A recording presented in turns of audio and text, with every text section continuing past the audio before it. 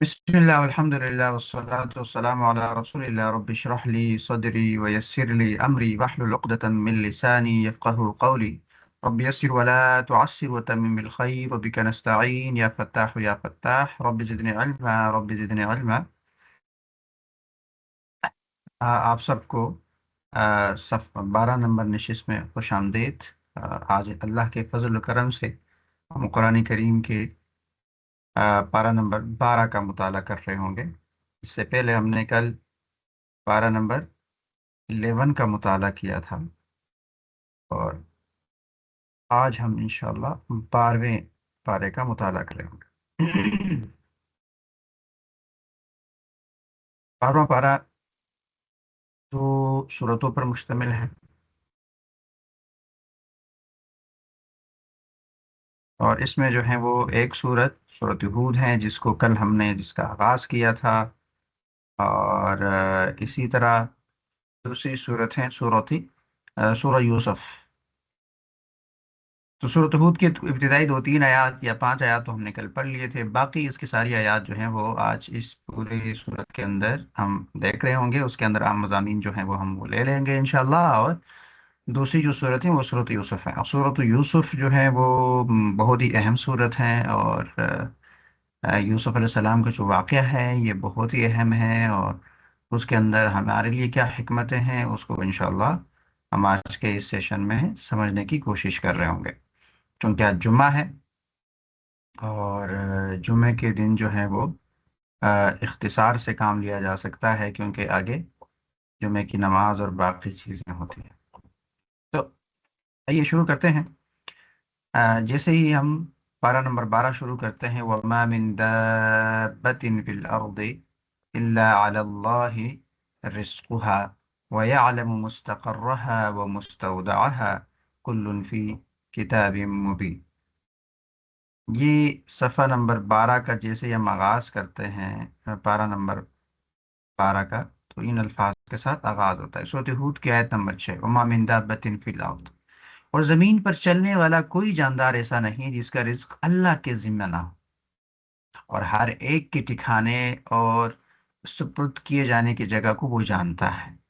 और कुल्लुन फी किताब मुबीन, सब कुछ एक साफ बयान करने वाली किताब में मौजूद है। तो वमा मिन दाब्बतिन फिल अर्द, यानी और जमीन पर चलने वाला कोई भी ऐसा एक जानदार नहीं है। दाब्बा, दाब्बा का माना है हर वो जानवर जो जमीन पर रेंग कर चलता हो। हर वो जानवर जो जमीन पर रेंग कर चलता हो, या उर्फ में चौपाई को दाब्बा कहते हैं। यानी जो समझे कि जो भी चौपाई है उसको क्या कहते हैं, दाब्बा कहते हैं। जबकि इस आयत के अंदर मुतलकन दाब्बा से मुराद जानदार है। जानदार इंसान भी हो सकते हैं। तो लिहाजा इंसान और तमाम हैवानात इसमें शामिल हो गए। तमाम हैवानात और इंसान इसमें शामिल हो गए। अल्लाह ने कहा मा मिन दाब्बतिन फिल अर्द, जमीन पर चलने वाला कोई भी जानदार ऐसा नहीं है जिसका रिजक अल्लाह पर ना हो, जिसके रिजक का जिम्मा अल्लाह पर ना हो। तो एक बात तो याद समझ लीजिए, एक बात अपने जहन में बिठा लीजिए कि किसी जानदार को रिस्क देना ये अल्लाह रब्बुल अलमीन पर वाजिब नहीं है, फर्ज नहीं है, उसकी ड्यूटी नहीं है, उसकी रिस्पॉन्सिबिलिटी इस तरह नहीं। ठीक है। क्योंकि अल्लाह रब्बुल अलमीन के ऊपर आप कोई ड्यूटी लगा देंगे तो ये ड्यूटी जिस पर भी लगती है तो मजबूर हो जाता है, तो फिर ये तो नहीं हुआ ना। अल्लाह किसी चीज की वजह से मजबूर नहीं होता। आज समझ रहे हैं आप। तो ये अल्लाह की ड्यूटी नहीं है कि अल्लाह ही रिज़्क़ दे और ये उसकी ड्यूटी है, ये उसकी जिम्मेदारी है, ये उसकी रिस्पॉन्सिबिलिटी है। नो, अल्लाह रिस्पॉन्सिबिलिटी से मावरा है और जिम्मेदारियां भी एक कमजोरी है। तो इन कमजोरियों से अल्लाह रब्बुल अलमीन मुबर्रा है, पाक है, साफ है। अल्लाह की सुन्नत है कि अल्लाह रब्बुल अलमीन का तरीका ये रहा है कि अल्लाह जो मखलूक बनाता है तो उस मखलूक के रिज़्क़ वो उसको फराहम करता है। बात समझ आ रही? यहाँ तक ये बात दुरुस्त है और इसको जहन में बिठा लेना चाहिए। और आगे है वयालु मुस्तक़र्रहा व मुस्तौदअहा, और वो हर एक के ठिकाने को भी जानता है। हज़रत अब्दुल्लाह बिन अब्बास रज़ियल्लाहु ताला अन्हु फरमाते हैं कि मुस्तक़र से मुराद वो जगह है जहाँ बंदा दिन या रात गुजारता है। और मुस्तौदा से मुराद वो जगह है जहाँ मरने के बाद इंसान को दफन किया जाता है, यानी कब्र है। اور اسی طرح حضرت عبداللہ بن مسعود رضی اللہ تعالیٰ عنہ فرماتے ہیں کہ مستقر سے مراد ماؤں کی رحم ہے، اور مستودع سے مراد وہ جگہ جہاں انسان کو موت آئے گی۔ اور ایک قول یہ بھی ہے کہ مستقر سے مراد جنت یا دوزخ ہے، اور مستودع سے مراد قبر ہے۔ یہ مختلف تفاسیر کے اندر مختلف علماء نے اپنے رائے بیان کی کہ اس آیت کے اندر جہاں ہم نے ابھی اس کو پڑھا کہ اللہ رب العالمین یعلم مستقرها و مستودعها، یعنی ٹھکانے کی جگہ کو جانتا ہے، تو یہ کیا چیز ہے؟ آگے آخر میں فرمائے کل فی کتاب مبین، اور سب کچھ ایک صاف اور واضح اور بیان کرنے والی کتاب کے اندر موجود ہے۔ یعنی اس آیت میں جو جاندار اور ان کے رزق، ان کے ٹھہرنے، ان کے سپرد کیے جانے کی جگہ کا ذکر ہوا ہے، یہ سب بیان کرنے والی کتاب یعنی لوح محفوظ میں موجود ہے۔ معلوم ہوا کہ لوح محفوظ میں جو ہے وہ سب جانداروں کے رزق، ان کی جگہوں اور ان کے زمانے اور احوال کی تفصیل جو ہے وہ وہاں ریٹن فارم میں موجود ہے۔ یعنی ہر چیز کو لوح محفوظ میں لکھنے کی حکمت کیا ہے؟ یعنی یہ خیال رہے کہ ہر چیز کا لوح محفوظ میں لکھا جانا اس لیے نہیں ہے کہ اللہ تعالیٰ کو جو ہے وہ اپنے بھول جانے کا خطرہ ہے، وہ کوئی چیز بھول جائے گا تو لہذا اس لیے اس نے لکھ لیا، ایسی بات نہیں ہے، کیونکہ بھول جانا اللہ رب العالمین کے لیے محال ہے، کہ جو کمزوری ہے اور اللہ کمزوری سے ماورا ہے، بلکہ اس لیے لکھا تاکہ لوح محفوظ دیکھنے والے بندے اس پر جو ہے وہ اطلاع دے دے لوگوں کو، یا اس پر اطلاع پائیں کہ لوح محفوظ کو جو لوگ دیکھتے ہیں نا تو وہ اس پر اطلاع پائے۔ یعنی لوح محفوظ آپ کو میں نے بتایا تھا کہ بیت المعمور ہے، اور بیت المعمور جو ہے وہ فرشتوں کا عبادت خانہ ہے۔ تو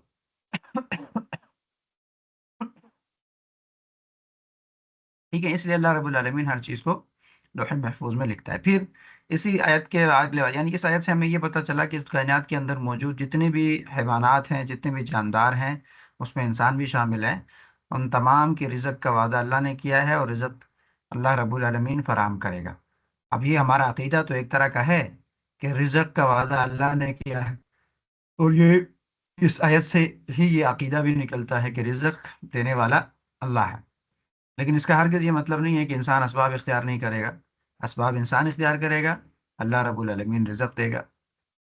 ہاں، قحط اور تنگی سے اللہ بچائے گا، اور وسائل اور اسباب کا استعمال انسان کرے گا۔ ہاتھ پر ہاتھ دھرے رکھے بیٹھیں گے نہیں کہ اللہ نے وعدہ کیا تو اللہ خود دے گا، اللہ دے سکتا ہی لیکن دے گا نہیں، یہ اللہ کا طریقہ نہیں، یہ اللہ کی سنت نہیں ہے۔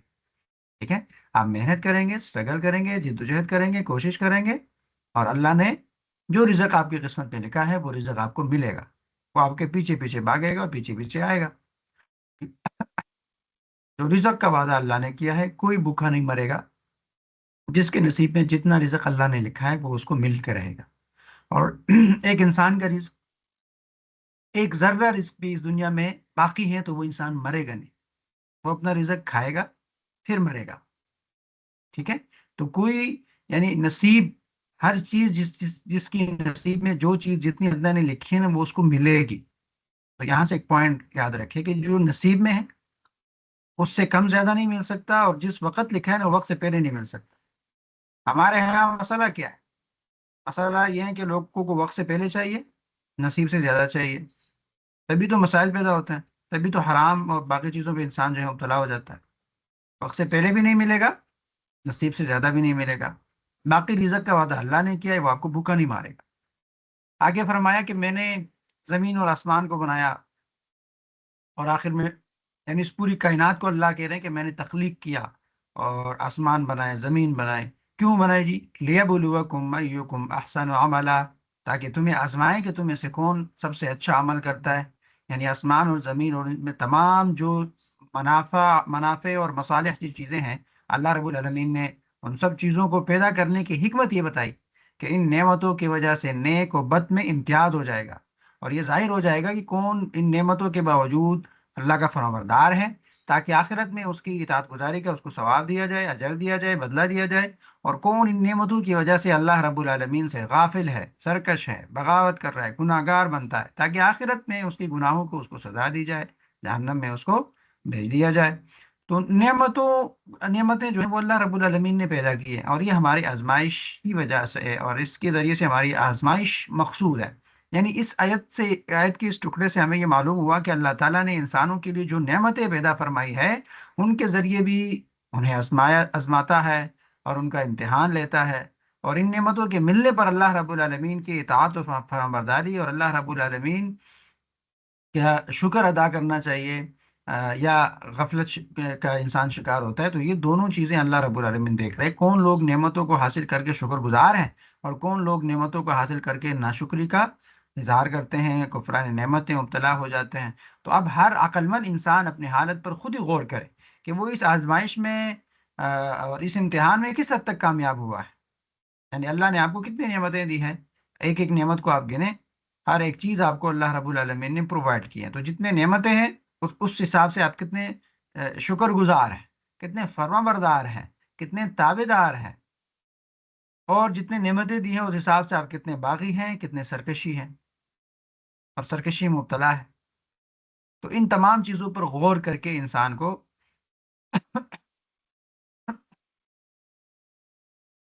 پھر اپنی اعمال درست کرنے چاہیے۔ اس لیے اللہ کے رسول صلی اللہ علیہ وسلم نے ارشاد فرمایا تھا نا کہ جب تم اپنے اللہ کے کی نافرمانی کرو اور صبح اس حال میں کرو کہ اللہ رب العالمین نے تم پر اپنی نعمتیں جو ہیں وہ نعمتوں کی فروانی جو ہیں وہ کر دی ہیں، تو پھر ایسا کرو کہ تھوڑا سا نا غور کرو، کیونکہ یہ آپ کو آہستہ آہستہ عذاب کی طرف لے کے جائے گا۔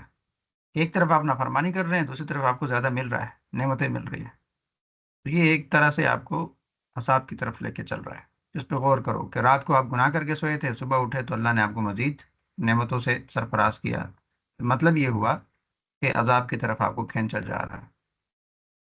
اور پھر آگے ہیں کہ وَلَئِن قُلْتَ، یعنی اور اگر تم کہو، یعنی یہی بات جو ہم نے پہلے کی کہ اللہ رب العالمین جو ہے مرنے کے بعد حساب لے گا اور جو آپ نیک اعمال کریں گے اس کا اجر ملے گا، تو کافی لوگ یہ کہتے تھے کہ کیسے ہم دوبارہ اٹھیں گے، ہم تو یہ تو جادو ہوگا کہ ہم دوبارہ زندہ ہو جائیں گے، اور اس پر ہم نے ڈیٹیل سے کافی گفتگو کی ہیں پیچھے کہ اللہ رب العالمین کیسے زندہ کرتا ہے، اور اللہ رب العالمین کے لیے زندہ کرنا کوئی محال بھی نہیں ہے، کوئی مشکل کام بھی نہیں ہے، اور اس نے پریکٹیکل کچھ واقعات میں یہ چیز دکھائی۔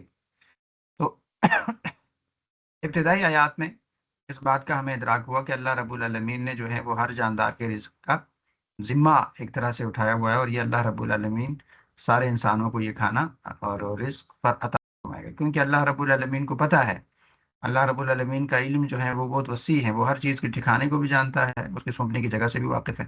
تو میرے اور آپ کے لیے اس سے بہت اہم سبق یہ ہے کہ رزق اللہ کی ذمہ داری ہے، انسان کا کام صرف کوشش ہے، اسٹرگل ہے، اور اپنے اعمال کو درست کرنا ہے، باقی اللہ دے گا جو قسمت میں ہوگا، اور جو جس وقت اللہ نے دینا ہوگا وہ دے دے گا۔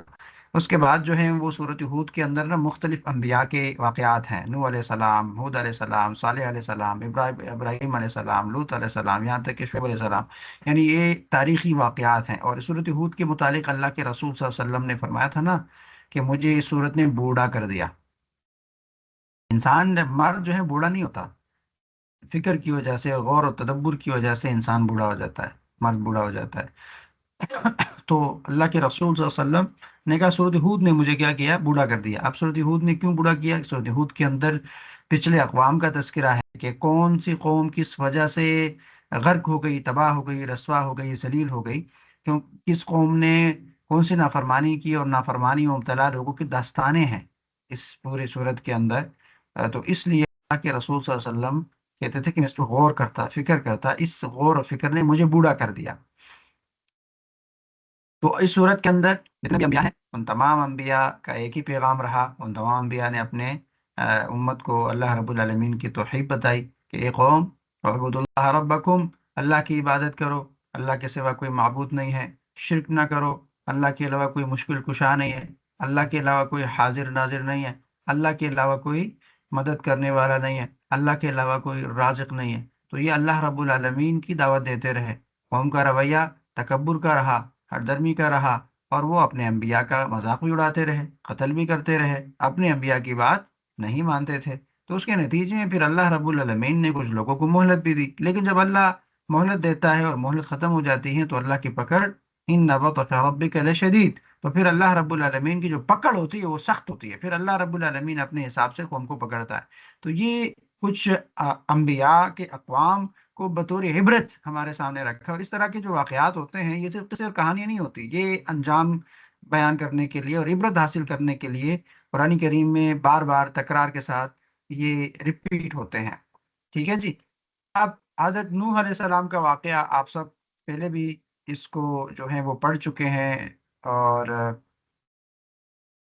اس میں جو ہے کوئی ایک دو دفعہ میں نے آپ کو شاید پہلے ہی بتایا، نوح علیہ السلام جو ہے وہ اللہ رب العالمین کے نبی تھے، اور بہت بڑی جدوجہد اور کوشش کی انہوں نے 900 سال تک، 950 سال تک وہ اللہ رب العالمین کی دعوت دیتے رہے، امر بالمعروف نہی عن المنکر کرتے رہے۔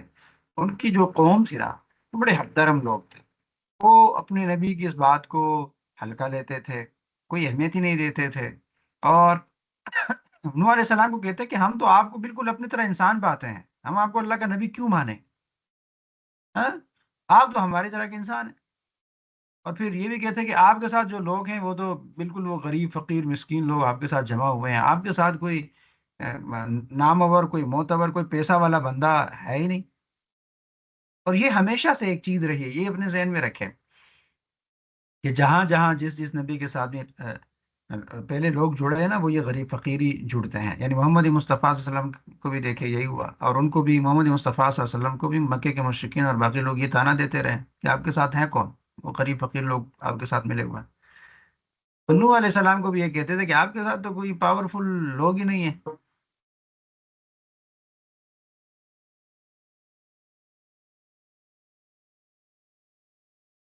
اچھا جی، جب بھی کوئی آواز نہ آئے، اسکرین شیئر ہونا بند ہو جائے، تو مجھے فوری طور پر آپ لوگوں نے ذرا بتانا ہے، اور جو ذمہ دار ادھر بیٹھے ہیں پلیز مجھے کال کریں گے، ٹھیک ہے؟ کیونکہ شاید نیٹ کا مسئلہ ہو سکتا ہے، ایسا نہ ہو کہ میں لگا رہوں اور آپ لوگوں تک آواز ہی نہ آئے۔ جی، تو نوح علیہ السلام کی قوم کیا تھی؟ نوح علیہ السلام کی قوم کہہ رہی تھی ہم آپ کو، آپ ہمارے جیسے ہیں، اور آپ کے ساتھ جو لوگ ہیں وہ ایلیٹ میں تو کوئی ہے نہیں۔ اور دیکھیں ایلیٹ میں سے جب آپ کے ساتھ کوئی لوگ ملتے ہیں نا تو اس کا اثر ہوتا ہے۔ ایلیٹ میں کام کرنے کی ضرورت بھی ہوتی ہے، ایلیٹ میں آپ جو کام کریں تو وہ باقی لوگوں کے لیے کیا بنتا ہے؟ مثال بنتا ہے، کیونکہ ایلیٹ کو لوگ فالو کرتے ہیں۔ تو ایلیٹ لوگ تو آپ کے پاس ہیں نہیں، اور مختلف قسم کے وہ تانے دیتے تھے، تو نوح علیہ السلام ان کو کہہ رہے تھے کہ میں آپ کو جو دعوت دے رہا ہوں، تبلیغ کر رہا ہوں، تو لا اجری، میں کوئی اجر نہیں لے رہا، کوئی فیس نہیں لے رہا، کوئی پیسہ نہیں لے رہا، کوئی تنخواہ تو میں نے نہیں رکھی، میں تو اللہ کی رضا کے لیے کر رہا ہوں، میری دعوت مانیں گے تو آپ کو اللہ رب العالمین جو ہے وہ عذاب سے بچائے گا، اور میری دعوت نہیں مانیں گے تو غرق ہو جائیں گے۔ تو اللہ رب العالمین نے بالآخر نوح علیہ السلام کو کہا کہ آپ نا خشکی پہ جا کے آپ اپنی کشتی کو تعمیر کرے گا، اور نوح علیہ السلام نے ایک بہت بڑی کشتی جو ہے وہ بنائی، اور اس پہ کافی عرصہ لگا، اور جب یہ کشتی بنا رہے تھے اس وقت بھی قوم کے لوگ اس پر ہنستے تھے، مذاق اڑاتے تھے، آ، لیکن یہ ثابت قدمی کے ساتھ اس کام میں مبتلا رہے، اور انہوں نے کشتی بنائی، اور پھر آخر میں جب اللہ کا حکم ہوا تو کشتی میں ان کے ساتھ ان کے فالوور بیٹھ گئے، یہاں تک کہ ان کا اپنا بیٹا بھی، نوح علیہ السلام کا بیٹا جو کہ کافر تھا، جو کہ سرکش تھا، باغی تھا، ایمان وہ نہیں لا چکے تھے، تو نوح علیہ السلام دیکھیں اپنے بیٹے کو بھی نہیں بچا سکے، وہ بیٹا بھی غرق ہو گیا، اس کا بھی عبرتناک انجام۔ کیوں؟ کیونکہ نافرمان تھے۔ جب نافرمان ہو تو دیکھیں اسلام ہر بندے کو حکم دیتا ہے کہ اپنے اعمال کے آپ ذمہ دار ہیں۔ اب یہ نہیں ہو سکتا کہ جناب یہ نوح علیہ السلام کا بیٹا ہے، پیغمبر ہے، پیغمبر کا بیٹا ہے تو چلے جی اس کے لیے کوئی سفارش ہوگی، اس کے لیے کوئی قانون دوسرا ہوگا، نہیں نہیں، اسلام کا قانون ایک ہے۔ اسی لیے تو اللہ کے رسول نے فرمایا تھا نا عائشہ کو کہ میں آپ کو جہنم سے نہیں بچا سکتا، لہٰذا اپنے اعمال اور اپنے جہنم سے پناہ کی خود فکر کرو۔ تو ہمارے ہاں یہ غلط فہمی پائی جاتی ہے کہ ہم کہتے ہیں نہیں نہیں فلاں پیر ہمیں لے کے چلا جائے گا، ہاں فلاں بندہ جو ہے وہ ہمیں لے کے چلا جائے گا۔ بھائی کوئی کسی کو نہیں لے کے جا سکتا، اپنے اعمال کی خود فکر کرنی ہے۔ آپ کو جہنم سے بچانے کا جو واحد بندہ ہے نا وہ آپ خود ہے، وہ آپ کے اعمال ہیں۔ آپ خود اپنے اعمال نہیں کریں تو آپ جہنم سے بچ جائیں گے اور اللہ رب العالمین کے قریب ہو جائیں گے۔ تو یہ نوح علیہ السلام کا جو واقعہ تھا وہ یہی ہے، تفصیل سے زیادہ ادھر ذکر نہیں ہوا، مختلف اشارہ ہے۔ اس کے بعد ہود علیہ السلام کا تذکرہ ہے، یہ ہود علیہ السلام اور قوم عاد۔ قوم عاد جو تھی نا وہ اپنی جسمانی طاقت پر بڑی مغرور تھی، اور ان کو غرور تھا کہ ہمارے پاس وہ طاقت ہے، اور یہ جسمانی لحاظ سے بڑے بڑے بڑے بڑے لوگ تھے، اور کہتے ہیں ہم سے کون طاقتور ہو سکتا ہے، ہمارے پاس تو طاقت ہے، قوت ہے، ایک طرح سے اپنے آپ کو سپر پاور مانتے تھے۔ اور جو یہ عمارتیں بناتے تھے وہ ستونوں والے بڑے بڑے. تو اس لحاظ سے ایک طرح سے ان کو اپنے اوپر بڑا غرور تھا اور بڑا ناز تھا. اور اللہ کے رسول ہود علیہ السلام ان کو دعوت دیتے رہے اور یہ اللہ کے رسول کی دعوت کو ٹکراتے رہے. اللہ کی نعمتوں کا شکر نہیں ادا کرتے تھے اور زمینی فساد پیدا کرتے تھے. اور حود علیہ السلام دعوت یہی دیتے رہے کہ اللہ کو ایک مانو، اللہ کے علاوہ کسی کو شریک نہ ٹھہراؤ، اور جو کچھ آپ کو اللہ نے دیا یہ اللہ کی نعمتیں ہیں، تو لہٰذا ان نعمتوں کا شکر ادا کرو، اور شکر ادا کرنے کا طریقہ یہ ہے کہ آپ اللہ کے بندے بن جاؤ. آپ اس زمین میں فساد نہ پھیلاؤ. جب انسان اللہ کا بندہ بن جائے نا تو پھر زمین میں فساد نہیں پھیلاتا. تو یہ کیا کرتے تھے؟ یہ اس دعوت کو نہیں مانتے تھے. تو آخر کار ان پر بھی سزا نازل ہوئی اور عذاب نازل ہوا. وہ یہ کہ 7 راتیں اور 8 دن کی مسلسل تیز آندھی نے ان کو جب پکڑ لیا نا، تو ان کے یہ ساری جو بڑے بڑے ستون والے گھر تھے اور ان کے جو بڑی جسامت تھی، وہ سب کو اللہ رب العالمین نے تباہ و برباد کر دیا اور خاک میں ملا دیا، اور ان کا غرور جو ہے وہ اللہ نے ختم کر دیا. اس کے بعد حضرت صالح علیہ السلام کا تذکرہ ہے. صالح علیہ السلام کی جو قوم تھی وہ قوم سمود تھی. اب صالح علیہ السلام کی جو قوم ہے اس کے پاس بھی ایک مہارت تھی. وہ مہارت یہ تھی کہ یہ بڑے بڑے پتھروں کو تراشتے تھے اور اس کے اندر محلات بناتے تھے، عمارات بناتے تھے. اب یہ بھی بڑا ہنر تھا جو ان کے پاس تھا. اب ان کے لیے بھی یہ غرور کا نتیجہ بن گیا. دیکھیں کوئی بھی ایسا کام، کوئی بھی اللہ کی نعمت جو اللہ نے آپ کو دی ہے اور اس کو آپ غرور کا ذریعہ بنائیں، سرکشی اور بغاوت کا ذریعہ بنائیں، تو ظاہر ہے پھر نتیجہ تو اس کا برا ہی نکلنے والا ہے. تو ہوا یوں کہ یہ بھی اللہ کے نبی کو نہیں مان رہے تھے. صالح علیہ السلام ان کو دعوت دیتے رہے اور یہ نہیں مانتے تھے. یہ پھر ان سے درخواست کرنے لگے کہ آپ ہمیں نا معجزہ، کوئی معجزہ دکھائیں تاکہ ہم آپ کو مان لیں. آپ بھی تو ہمارے جیسے بندے ہیں، ہم آپ کو کیوں مان لیں. پھر انہوں نے کہا کہ ایسا کرے نا کہ آپ اونٹی جو ہے اس پہاڑ سے نکالے، اور پھر ایسا بھی ہو کہ وہ اسی وقت بچہ بھی دے دے. تو اللہ رب العالمین نے ایسا ہی کر دیا. یعنی اللہ رب العالمین نے اس کو ان کی اس بات کو دیکھے صالح علیہ السلام کے لیے ایک نشانی بھیج دی. وہ یہ کہ پہاڑ سے اونٹی نکل لی. هذه ناقۃ اللہ لکم، کہ یہ اللہ رب العالمین کی طرف سے اونٹنی ہے. وہ اونٹی نکل گئی اور پھر اس نے بچہ بھی دے دیا. لیکن انہوں نے کیا کیا؟ بجائے اس کے کہ یہ عبرت حاصل کرتے اور یہ سمجھ جاتے کہ ہاں دیکھو یار یہ اللہ کا نبی ہے اور اس نے تو وہی کیا جو ہم اس سے دعا کر رہے تھے، تو لہٰذا اب اس کی اطاعت کرنی چاہیے اور اب اللہ رب العالمین پر ایمان لانا چاہیے. بجائے اس کی کہ وہ ایمان لاتے، تو انہوں نے مذاق اڑایا اور وہ نشانی جیسے انہوں نے دیکھی تو اس اونٹنے کو مارنے لگے اور اس کو قتل کر دیا. اور اس سے منع کیا گیا تھا. واقعے کے اندر یہ ہے کہ آپ نے اونٹنے کو پھر ٹچ نہیں کرنا. انہوں نے بالکل اس کے خلاف کیا تو اس پر جو ہے وہ اللہ رب العالمین کا ایک عذاب آیا، اور ایک ہیبتناک چیخ اور زلزلے نے انہوں نے جو ہے وہ گرا دیا اور ختم کر دیا اور ذلیل کر دیا. پھر اسی طرح ابراہیم علیہ السلام کا واقعہ ہے آگے. وہ یہ ہے کہ ابراہیم علیہ السلام جو ہے وہ ابراہیم علیہ السلام کی طرف جو ہے فرشتے آ گئے. فرشتے نے پھر اسحاق علیہ السلام کی خوشخبری دی. اصل میں یہ جو فرشتے آئے تھے نا، یہ قومی لوط، بعد میں اس کا تذکرہ ہے، یہ قومی لوط کو عذاب دینے کے لیے آئے تھے. تو وہ ظاہر ہیں آ کے پھر پہلے ابراہیم علیہ السلام سے ملاقات کی. وَلَقَدْ جَاءَتْ رُسُلُنَا إِبْرَاهِيمَ بِالْبُشْرَىٰ قَالُوا سَلَامًا قَالَ سَلَامٌ فَمَا لَبِثْتَ أَن جَاءَ بِعِجْلٍ حَنِيذٍ. یعنی ہمارے فرشتے ابراہیم علیہ السلام کے پاس خوشخبری لے کر آئے. انہوں نے سلام کہا. ابراہیم علیہ السلام بھی نبی سلام کا جواب دیا. پھر دیر نہ کی اور ایک ابراہیم علیہ السلام نے ان کی مہمان نوازی کی نا. مہمان نوازی کے لیے وہ کھانا لے کے آئے. اب جیسے ہی وہ کھانا لے کے آئے تو فرشتے تو انسانی شکل میں بھی آ سکتے ہیں، یعنی یہاں سے ہمیں یہ بھی پتہ چلا. تو وہ جب کھانا لے کے آئے تو وہ کھانا انہوں نے نہیں کھایا. وہ کہہ رہے ہیں کہ ہم کھانا نہیں کھاتے. تو پھر فرشتوں کو لگا کہ ابراہیم علیہ السلام کو لگا کہ یہ کھانا نہیں کھا رہے تو کچھ تو ہے. فلما رأى أيديهم لا تصل إليه، تو جب انہوں نے دیکھا کہ مہمان تو کھانا نہیں کھا رہے، کھانے کے لیے ہاتھ آگے نہیں کر رہے، تو دل میں خوف محسوس کیا کہ یہ کیا ہے. تو تب فرشتوں نے بتایا کہ ہم قوم لوط کی طرف بھیجے گئے ہیں. تو ہم قوم لوط کی طرف بھیجے گئے ہیں. تو پتہ چلا کہ یہ فرشتے ہیں. تو فرشتے کھانے نہیں کھاتے. اس یہاں اس واقعے سے ہمیں پتہ چلا، اور پہلے بھی، کہ فرشتے ایک ایسی مخلوق ہیں جو نوری مخلوق ہیں، اللہ نے نور سے بنائے ہیں، اور وہ انسانی بشری کمزوری سے مبرہ ہوتے ہیں. اب کھانا کھانا بھی ایک انسانی کمزوری ہے. تو لہٰذا فرشتوں کی جو غذا ہے نا، وہ کھانا نہیں ہے. بہرحال وہ اللہ کا ذکر ہے، اسی سے وہ ان کی انسٹالیشن اور سافٹ ویئر ایسی ہے تو اللہ کا ذکر کرتے ہیں تو ان کو باقی کھانے چیزوں ان چیزوں کی ضرورت نہیں ہوتی. تو فرشتوں نے کہا کہ ہم کس لیے آئے جی، ہم قوم لوط کی طرف بھیجے گئے ہیں اور ہم ادھر جائیں گے۔ اور اس دوران گفتگو ہوتی رہی۔ حضرت ابراہیم علیہ السلام کی جو ہے وہ زوجہ وہاں موجود تھی، تو ان کو پھر بیٹے کی خوشخبری دی گئی کہ وامرأۃ قائمۃ فضحکت فبشرناها باسحاق ومن وراء اسحاق یعقوب۔ اور ان کی بیوی کھڑی تھی تو وہ ہنس پڑی کہ یار یہ کیسے ہو سکتا ہے کہ مجھے اسحاق علیہ السلام کی بھی خوشخبری دی جا رہی ہے اور اس کے بعد اسحاق کے بعد یعقوب کی بھی، یعنی فرشتوں نے ان کو کہا کہ ایسا ہے کہ آپ کو اللہ ایک بیٹا دے گا اسحاق، اس کے بعد یعقوب بھی دے گا۔ اب اس نے تعجب کیا، کیا ویلتا ألد وأنا عجوز وهذا بعلي شيخا إن هذا لشيء عجیب، یعنی اس نے تعجب سے کہا کہ یہ کیسے ہو سکتا ہے، وہ ہنسی اور کہا کہ یہ تو میرا جو شوہر ہے یہ بعلی شیخا بوڑھا ہے، اور یہ کیسے ہو سکتا ہے؟ تو فرشتوں نے کہا کہ اتعجبین من امر اللہ، آپ اللہ کے حکم پر تعجب کر رہے ہیں؟ رحمت اللہ وبرکاتہ علیکم اہل البیت، اللہ رب العالمین رحم کرتا ہے، جب اللہ نے کہا کہ ہو جائے گا تو ہو جائے گا۔ تو ابراہیم علیہ السلام کو اللہ رب العالمین نے بڑھاپے کی عمر میں پھر یہ یعنی یہ دو خوشخبریاں تھیں، اور بعد میں ایسا ہی وہ اسحاق علیہ السلام بھی دنیا میں آئے اور یعقوب علیہ السلام بھی اس دنیا میں آئے۔ تو ہمیں اس سے یہ اس ایک نقطے سے تو یہ سبق ملتا ہے نا کہ اللہ ناممکن کو ممکن بنا دیتا ہے، اللہ کی رحمت اہل ایمان کے گھروں پر ہوتی ہے۔ تو یہ جو کہ خاندان نبوت تھا، تو اس کی عظمت کا اعلان بھی ہے کہ اللہ ایسے بھی کر سکتا ہے۔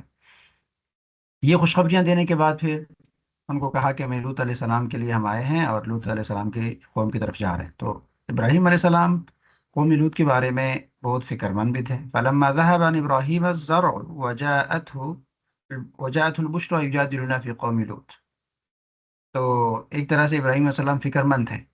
اور ان ابراہیم الحلیم اواہ منیب، بے شک ابراہیم علیہ السلام بڑے بردبار تھے، نرم دل تھے اور اللہ کی طرف رجوع کرنے والے تھے۔ تو فرشتوں نے کہا کہ یا ابراہیم اعرض عن هذا انه قد جاء امر ربک، بس اب آپ اس کے بارے میں فکر نہ کریں، یہ اللہ کا فیصلہ ہو چکا ہے، اسے ٹالا نہیں جا سکتا، بس اللہ نے کہا ہے کہ جائیں اس قوم کو عذاب دینا ہے، دوسرا کوئی آپشن ہی نہیں ہے، آپ اس بارے میں فکر نہ کریں۔ تو وہ ابراہیم علیہ السلام کی طرف سے جو ہیں وہ یہ فرشتے پھر چلے گئے لوط علیہ السلام کی قوم کی طرف۔ تو پھر جب لوط علیہ السلام کی قوم کا واقعہ بھی اسی کے ساتھ متصل ہے، وہاں فرشتے پہنچ گئے تو لوگوں نے دیکھا کہ فرشتے آ گئے ہیں، اب یہ تو بڑے اچھے فرشتوں کو اللہ نے انسانی شکل میں بھیجا، تو انسانی شکل بھی ٹھیک ٹھاک ان کا بنایا گیا تھا۔ تو جب انہوں نے دیکھا کہ یار یہ خوبصورت خوبصورت لوگ آ گئے ہیں، تو وہ آ کے لوط علیہ السلام کے گھر کا گھیراؤ کیا کہ یہ کیا ہے، یہ جو لوگ ہیں یہ ان کو باہر چھوڑ دو۔ اب لوط علیہ السلام ان کو دعوت دیتے رہے پہلے سے بھی کہ یہ جو ہے یہ اللہ کے نافرمانیوں سے بچو، اور پھر اسی دن تو خصوصی طور پر کہا کہ یہ اللہ کے فرشتے ہیں، اللہ نے بھیجے ہیں۔ انہوں نے کہا نہیں، آخر میں یہ مطالبہ کرنے لگے کہ یہ ہمیں دے دو۔ نہیں، وہ ایک عظیم گناہ میں مبتلا ہوتے تھے، لواطت جیسی ایک کبھی صفت میں مبتلا تھے، تو اس وقت بھی وہ یہی ڈیمانڈ کرتے تھے۔ پھر اللہ رب العالمین کی طرف سے حکم تھا کہ یہ تو مہمان تھے، مہمانوں کی بے عزتی اور ایک طرح سے عزت نفس کو مجروح کرنا، تو اللہ رب العالمین نے فرشتوں کی حفاظت کی اور لوط علیہ السلام کو تسلی دی کہ اب آپ بے فکر ہو جائے۔ پھر عذاب آیا کہ اس پوری بستی کو الٹ دیا گیا اور زمین کو اوپر، اور اسی طرح ان پر پتھروں کی بارش بھی کی گئی اور بالکل صفحہ ہستی سے اس پوری قوم کو مٹا دیا گیا۔ اب یہ اخلاقی طور پر پستی کا شکار تھے اور اخلاقی بیماری میں مبتلا تھے، اب یہ ایک بہت بڑی بیماری ہے جس سے اللہ نے ایک بہت بڑی قوم کو جو ہے وہ صفاستی سے مٹا دیا ہے۔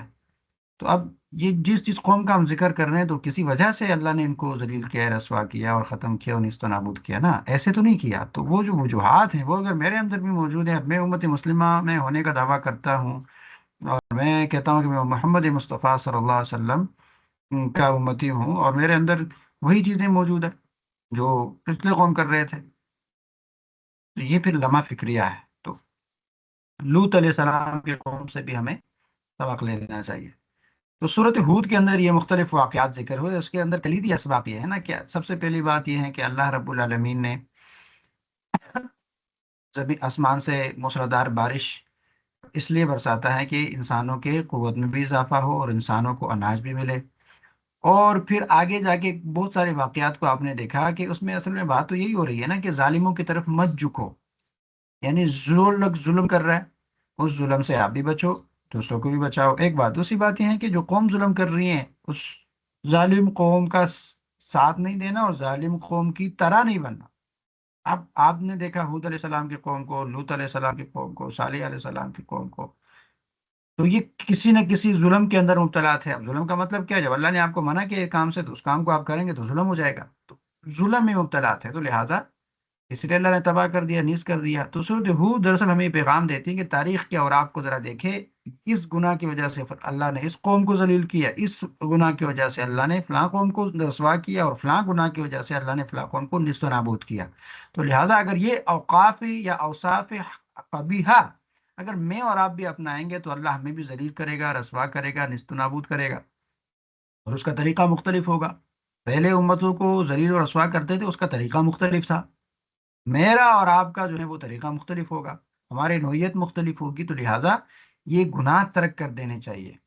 और सूरत हूद हमें ये पैगाम भी देती है कि जब आप नेकियां करते हैं तो नेकियां जो है वो बुराइयों को ख़त्म कर देती हैं, तो नेकियां ज़्यादा करनी चाहिए। और फिर इसमें ये पैगाम भी है कि अल्लाह के दीन की तशहीर तरोीज में सब्र करो। यकीनन अल्लाह रब्बुल आलमीन जो है वो मुत्तकी लोगों को और सब्र करने वालों को कामयाबी देता है, और सब्र करने वाले लोगों के साथ अल्लाह होता है। अगला जो हिस्सा है वो इस सूरत का क्या है? वो है सूरत यूसुफ। सूरह यूसुफ जो है इसको कुरान करीम ने अहसनुल क़सस कहा है। ठीक है जी, अहसनुल क़सस। अब अहसनुल क़सस इसको क्यों कहा गया, इसके भी कई वजूहात हैं।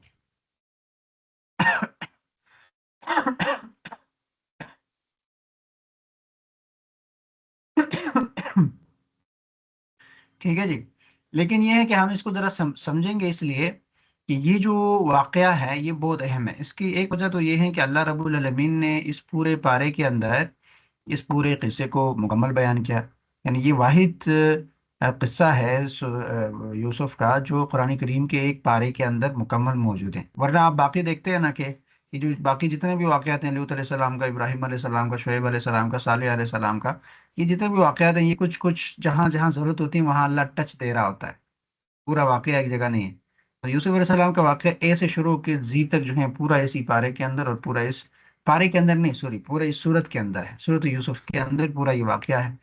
तो आधा हिस्सा 12वीं पारे में है, और 12वीं निशस्त में आज हम पढ़ लेंगे, और बाकी जो है वो 13वीं पारे में भी उसका कुछ हिस्सा है। लेकिन हम इसको ज़ाहिर है इख्तिसार के साथ हम समझने की नीयत से देखेंगे, और इससे जो हमारे लिए हम निकाल सकते हैं अमल के लिए, उसको हम देख रहे होंगे। ठीक है जी। तो अल्लाह ने फरमाया, नहनु नकुस्सु अलैका अहसनल क़सस बिमा औहैना इलैका हाज़ल क़ुरआन व इन कुन्त मिन क़ब्लिही लमिनल गाफ़िलीन। हम तुम्हें सबसे अच्छा बयान सुनाते हैं, सबसे अच्छा किस्सा सुनाते हैं, इसलिए कि हमने तुम्हारी तरफ इस कुरान की वही भेजी, अगरचे बेशक इस पहले तुम्हें यह खबर नहीं थी। यानी अल्लाह के रसूल को कह रहे हैं कि हम आपकी तरफ बहुत अच्छी खबर भेज रहे हैं, यानी बहुत अच्छा किस्सा है। नहनु नकुस्सु अलैका अहसनल क़सस, सबसे अच्छा वाक़या बयान करते हैं आपके सामने, साबिका उम्मतों और गुज़िश्ता ज़मानों का सबसे अच्छा वाक़या बयान करते हैं, जो कि बहुत सी अजीब और गरीब हिकमतों और इबरतों पर मुश्तमिल भी है। और इसमें दीन और दुनिया के बहुत फ़वाइद है। यानी बादशाहों, रियाया और उलमा के अहवाल भी इसमें है। औरतों की आदात, दुश्मनों की एज़ाओं पर सब्र, और उन पर काबू पाने के बाद उनसे दरगुजर करने का नफीस बयान भी इसमें है, जिससे सुनने वाले में नेक सीरती और पाकीज़ा खसलतें पैदा हो जाती है।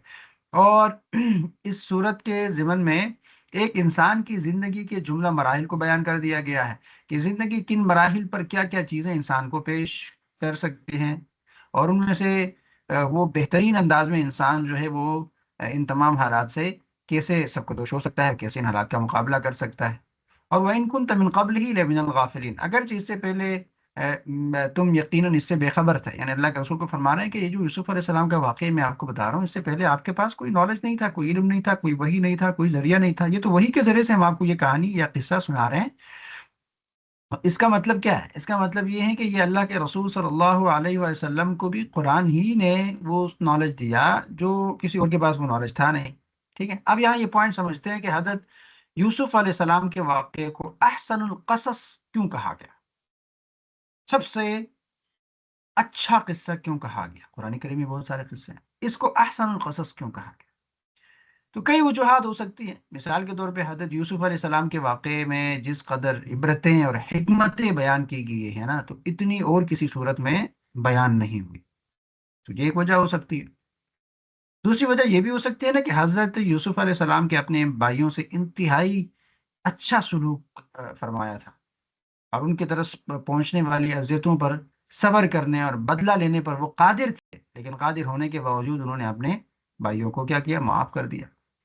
تو یہ وجہ ہو سکتی ہے کہ اللہ نے اس کو احسن القصص فرمایا ہو۔ ایک اور وجہ یہ بھی ہو سکتی ہے کہ حضرت یوسف علیہ السلام کے واقعے میں انبیاء کرام، صالحین، فرشتے، شیطانوں، جنوں، انسانوں، اسی طرح جانوروں اور پرندوں کا تفصیلی ذکر ہے۔ تاجروں، عالموں، جاہلوں، مردوں اور عورتوں کی طرز زندگی کا بیان بھی ہے، اور عورتوں کے مکر و فریب کا بھی ذکر ہے۔ اس کے علاوہ اس واقعے میں توحید، رسالت اور فقہ احکام، خوابوں کی تعبیر کا بیان بھی ہے، سیاست بھی ہے، معاشرت بھی ہے، تدبیر بھی ہے، معاش بھی ہے، یعنی یہ تمام فوائد کا بیان ہے جس سے دین اور دنیا کی اصلاح ممکن ہے۔ تو اس لیے اس واقعے کو احسن القصص فرمایا گیا ہو سکتا ہے، ٹھیک ہے، یہ بھی ایک وجہ ہو سکتی ہے۔ تو اب قصہ یوسف آپ لوگوں کے ذہنوں میں ایک مائنڈ میپ تو بنا ہوا ہے، تو یہ ایک منفرد انداز کا بھی ہے، اور اس میں عروج و زوال کی داستان بھی ہے، ہاں، اور محبت اور حسد اور تدبیر الہی کی حیرت انگیز داستان بھی اس کے اندر موجود ہے، اور مرکزی پیغام تو یہی ہے کہ اللہ اپنے کام پر غالب آتا ہے، اور اکثر لوگ اس کو جانتے نہیں، اللہ غالب علی امرہ۔ تو آغاز کیا ہوا کہ جی یوسف علیہ السلام نے خواب دیکھا۔ یوسف علیہ السلام نے خواب کیا دیکھا کہ میرے سامنے جو ہے وہ سورج اور چاند، ہاں، یہ سب میرے سامنے سجدہ کر رہے ہیں۔ تو یعقوب علیہ السلام کو خواب سنا، یعقوب علیہ السلام سمجھ گئے کہ یہ جو خواب ہے نا، اس کا تعبیر بھی نکال دیا، یہ اصل میں اس کے 8 بھائی ہیں اور ماں باپ یہ سب اس کے سامنے سے جریز ہو رہے ہیں، اور اصل میں یہ جو بچہ ہے اس کو قوت ملنی ہے، طاقت ملنی ہے، اور اللہ اس کو عزت سے نواز رہا ہے۔ تو یعقوب علیہ السلام نے کہا کہ بیٹا اپنا خواب نہ اپنے بھائیوں کو نہ بتانا، کیونکہ آپ کے بھائی آپ کو ستائیں گے اور آپ کے خواب کو آپ کے خلاف استعمال کریں گے۔ تو یوسف علیہ السلام کو پتا تھا کہ دیکھیے بھائی بھائی سے حسد کرتا ہے، میں نے آپ کو بتایا تھا نا کہ حسد اصل میں اپنوں میں ہوتا ہے، پرایوں میں نہیں ہوتا۔ آپ ابھی بھی اپنی کوئی کامیابی کا اظہار کرے کسی سوشل میڈیا کے ذریعے، کہیں بھی کسی کو اپنی کوئی کامیابی جو اچیومنٹ آپ نے کی ہے نا وہ اس کا اظہار کرے، تو واہ واہ اور ماشاء اللہ اور اچھا کون کرے گا؟ وہ لوگ جو آپ کو نہیں جانتے، تو آپ کے اپنے نہیں ہیں تو وہ خوش ہوں گے، اور جو آپ کے اپنے ہوں گے وہ حسد کرنے لگیں گے۔ پوائنٹ سمجھ آ رہا ہے؟ تو یوسف علیہ السلام کے ساتھ بھی یہی تھا کہ ان کے بھائی جو ہیں وہ حسد کرنے لگے، اور بابا نے منع کیا تھا کہ یہ کام نہیں کرنا، اور کسی طرح ان تک وہ کام پہنچ گیا۔ تو ہوا یوں کہ بھائیوں کو حسد یہ ہوگا کہ یہ جو بچہ ہے نا یہ زیادہ اللہ کے رسول یعنی یعقوب علیہ السلام کے قریب ہیں، وہ اس سے محبت کرتا ہے، اور یوسف علیہ السلام کو تو پہچان تھی، یعقوب علیہ السلام کو تو پہچان تھی یوسف علیہ السلام کی کہ یہ اللہ کا نبی بننے والا ہے، تو اس لیے وہ زیادہ قدر کرتے تھے۔ تو لوگوں کو حسد ہو گیا کہ یار کٹکنے لگا کہ یہ نہیں ہونا چاہیے، یہ کیوں ہو رہا ہے کہ میرا بابا جو ہے وہ اس کو زیادہ اہمیت دے رہا ہے، اس کو زیادہ قریب کر رہا ہے، اس کی اہمیت ہے، ہماری وہ اہمیت نہیں ہے۔ تو ایسا ہوا کہ باقی بھائیوں نے یہ فیصلہ کیا کہ ایسا کرتے ہیں کہ اس کو نا مارتے ہیں تاکہ بابا کی توجہ ہماری طرف ہو جائے، ورنہ یہ مسئلہ ہو جائے گا۔ تو سب نے فیصلہ کیا، اور ایک دن جو ہے وہ تفریح کے بہانے یوسف علیہ السلام کو اپنے ساتھ لے کے چلے گئے پہاڑوں میں، وہ بکریاں اور بیڑ بکریاں چرانے کے لیے جاتے تھے۔ تو ایک دن انہوں نے درخواست کی، یوسف علیہ السلام چھوٹے تھے اس وقت، کوئی 7 سال کی روایت بھی آتی ہے، 12 سال کی بھی آتی ہیں، اور 17 سال کی بھی آتی ہیں، تو بہرحال وہ بچہ تھا۔ تو وہ ساتھ بابا سے انہوں نے درخواست کی، بابا نہیں چھوڑ رہے تھے، انہوں نے ضمانت دی تھی کہ ہم اس کے بغیر آئیں گے نہیں، جب اور بابا کو پتا تھا کہ ان کو حسد ہے تو یہ کہیں نہ کہیں میرے اس بچے کو ضائع کر دیں گے، ایک طرح سے ان کو چیزوں کا اندازہ تھا، لیکن انہوں نے بہت زیادہ ضد کی اور وہ ساتھ لے کے گئے، اور وہاں جا کے انہوں نے اس کو کنویں میں ڈال دیا، کنویں میں پھینک دیا۔ اور شام کو آتے ہوئے انہوں نے اب کیا کیا کہ اب کیا کہیں گے، بابا کو کیا کہیں گے، بچہ تو ہم نے نیچے پھینک دیا، اب کیا کریں گے؟ تو انہوں نے کیا کیا، انہوں نے ایک بیڑے کو اپنے یوسف علیہ السلام کی قمیص کو کیا کیا، بیڑے کے خون سے اس کو وہ کر دیا، خون آلود کر کے وہ ساتھ لے کے آئے کہ چلے جی ہم ابھی یعقوب علیہ السلام کو یہ بتا دیں گے کہ بیڑی آیا تھا اور اس نے یوسف علیہ السلام کو کھا لیا۔